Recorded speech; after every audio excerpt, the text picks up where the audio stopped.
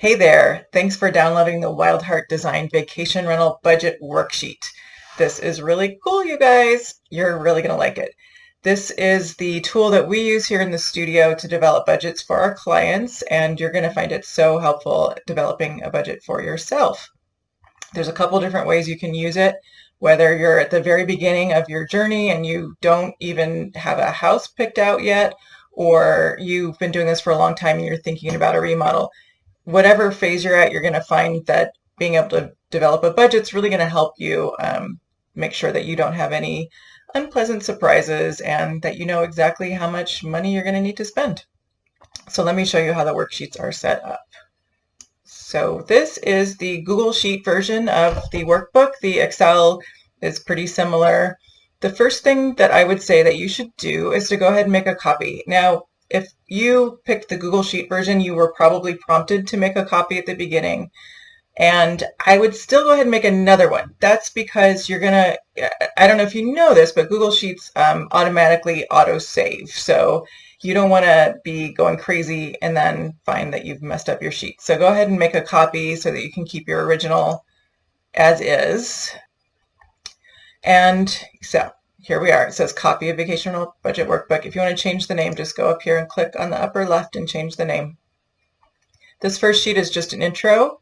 The first step is telling you to make a copy, like I just did. Rename it. I'm going to show you how to edit it and how to enter values. This middle part is a key, and this is explaining to you what these colors mean when you get to the price category, the column on the individual sheets. So you're going to see when you're in that on that column, those cells are either pink, purple, or blue. And that is a hint for you of what price to aim for, what price category to aim for. So we've got pink is good, purple is better, and blue is best. So obviously that means less expensive, middle expensive, and more expensive, typically. So I can't really tell you what that means in terms of what shop or where you'd want to shop for those things. So what I would do for yourself is to go ahead and think about what stores represent those categories for you, good, better, and best, and go ahead and make a note here on the first page of which stores you're going to be referencing when you're coming up with numbers. So that is just the intro. Here's what the actual sheets look like.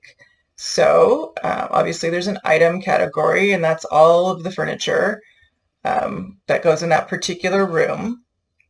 Quantity, price, total, lifespan, maintenance. And actually I already started playing around.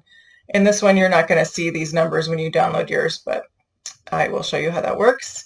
At the bottom, there's all these different tabs. So there's a tab for every room, from living room to kitchen, all the way to game rooms, gyms, things like that.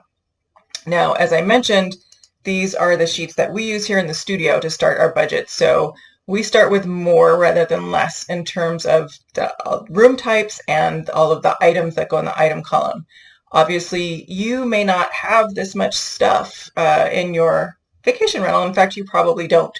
But we would rather have it there to remind us that we might need it, and then just delete it if you don't need it. So as you're going through, you might say like, oh, we're not going to have, we don't need a ceiling fan in our living room, so just go ahead and delete that row.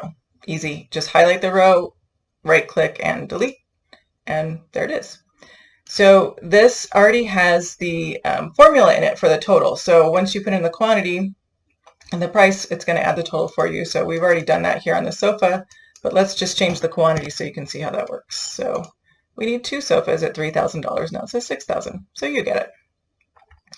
So the other thing that's on this worksheet is lifespan, and this is just a general benchmark for you. Between our experience here in the studio and the internet, we've come up with some kind of average lifespans for these items, and of course that's really good for you to know when you're shopping for something. If it's something that you don't think is going to last that long, then obviously you're not going to invest as much. Where if it's something that you would like to last longer, like a sofa, you don't want to have to buy a new one, then you might spend a little bit more. And you can see that here are the colors that I was talking about in the price category. So the only one there's only two things that are blue on this, and that's best, as you'll recall. That's your sofa and your window coverings. If you've read my blog post about sofas, you know how I feel about those. Everything else is usually middle. It's either good or better. Best doesn't come up as much as you would think, but again, that's all perception. So the last thing you have is the maintenance column, and that's because, a lot of things have certain maintenance associated with them, and there's a cost to that as well. So we just make a note of things you might want to know, like for a sofa, you're going to want to have it professionally cleaned annually, and that's just something to keep in mind as well. So that is how those sheets work. We see there's a lot of them there, and there is a totals page. So the totals page is divided up by category, and the formula is already in here. So whatever the total is on the individual sheet's going to come here. And we did the sofa earlier, so here's the total for that, and all of these others will populate as well. And then finally, the last page is a little bonus for you. This is a disposables checklist. Your disposables don't go in your furnishing budgets because this is an ongoing expense, but something you want to keep track of. So this is just a simple checklist.